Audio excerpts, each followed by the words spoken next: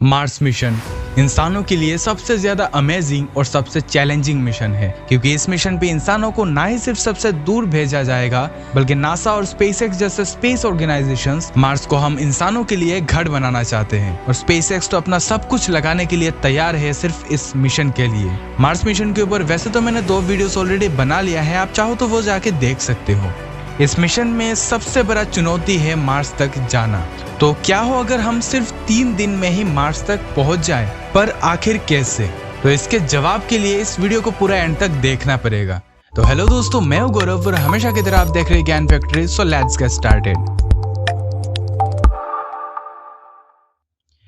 अब तक हम सिर्फ सैटेलाइट्स और रोवर्स को ही मार्स तक भेज के उस पे स्टडी करते थे, लेकिन अब समय आ गया है वहां पे जाकर स्टडी करने का, क्योंकि अब बात है मार्स को हमारा घर बनाने का। तो अब तक के प्लानिंग के हिसाब से एस्ट्रोनॉट्स को पहले मार्स पर भेजा जाएगा, फिर वो 3 महीने वहां पे गुजारेंगे और फिर से वो अर्थ पर लौट आएंगे। तो इस पूरे प्रोसेस में 21 मंथ्स का टाइम लगेगा। 9 months to get there, 3 months on the planet and other 9 months to get back। ये सुनने में जितना आसान लगता है उससे कई गुना ज्यादा मुश्किल है, जो मैंने इस वीडियो पे डिटेल में एक्सप्लेन किया है। एस्ट्रोनॉट्स को 0 ग्रेविटी में 9 महीने गुजारने पड़ेंगे और ऐसे में एस्ट्रोनॉट्स फिजिकली और मेंटली दोनों तरह से वीक हो जाएंगे। अक्सर आपने देखा ही होगा 3-4 महीने जब एस्ट्रोनॉट्स स्पेस में गुजारते हैं, फिर वो धरती में आने के बाद किस तरह वीक हो जाते हैं। तो ऐसे में एस्ट्रोनॉट्स जब 9 महीने स्पेसशिप में गुजारेंगे, फिर क्या वो इस मिशन को कंटिन्यू करने के काबिल रहेंगे?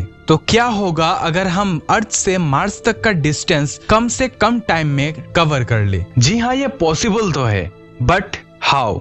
स्पेस रेस के शुरुआती समय से आज तक केमिकल रॉकेट्स का इस्तेमाल होता आ रहा है, बट अगर हम स्पेस ट्रेवलिंग को और ज्यादा एडवांस बनाना चाहते हैं तो हमें इन रॉकेट इंजन्स और फ्यूल्स को नए टेक्नोलॉजी में बदलना पड़ेगा, जिससे हम लो कॉस्ट में ही ज्यादा से ज्यादा एनर्जी प्रोड्यूस कर पाए। तो ऐसे में एलोन मस्क ने इस चीज पर पहला कदम रख दिया है। SpaceX is now working on Raptor engines. हालांकि यह भी केमिकल फ्यूल्स की मदद से ही चलता है, लेकिन ऐसा कोई दूसरा केमिकल इंजन नहीं है जो रैप्टर इंजन से ज्यादा थ्रस्ट पैदा कर सके।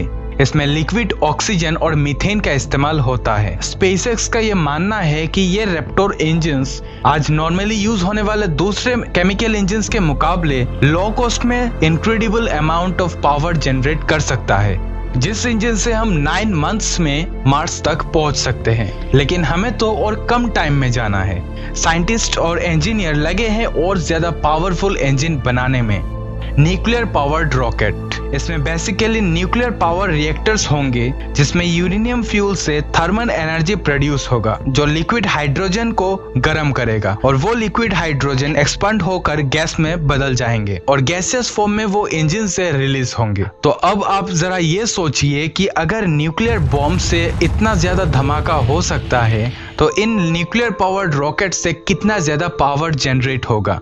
कैलकुलेशंस के हिसाब से इन इंजन से 90 दिन का टाइम लगेगा मार्स पर जाने के लिए, बट इस केस में रिस्क भी बहुत ज्यादा है। अगर हम पास्ट में हुए न्यूक्लियर डिजास्टर्स की बात करें, तो ऐसे में न्यूक्लियर पावर्ड रॉकेट्स बहुत ही ज्यादा डेंजरस है। तो ऐसे में इन रॉकेट्स में अलग से हमें सेफ्टी का ध्यान रखना पड़ेगा, बट इससे ज्यादा फास्टर क्या पॉसिबल नहीं है? तो ऐसे में आता है आयन इंजन्स। इस फ्यूचरिस्टिक इंजन में चार्ज एटम्स यानी आयंस एक्सेलरेट करेंगे, जिससे फॉरवर्ड मोशन प्रोड्यूस होगा।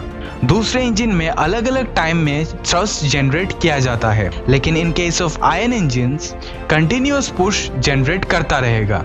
और साइंटिस्ट ये दावा करते हैं कि इस आयन इंजन से अर्थ से मार्स तक का डिस्टेंस हम सिर्फ 39 डेज में कवर कर सकते हैं। And now let us talk about the most futuristic engine, photonic propulsion system। Practically अभी तक ऐसा कोई इंजन बनाया नहीं गया है, लेकिन इसके आइडिया पर अभी काम चल रहा है ताकि हम इसे प्रैक्टिकली पॉसिबल कर पाए। इस केस में फोटॉन्स का इस्तेमाल होगा मोशन प्रोड्यूस करने के लिए। As we all know, light के पार्टिकल्स यानी फोटॉन्स का कोई मास नहीं होता, लेकिन वही इसके पास एनर्जी और मोमेंटम दोनों है।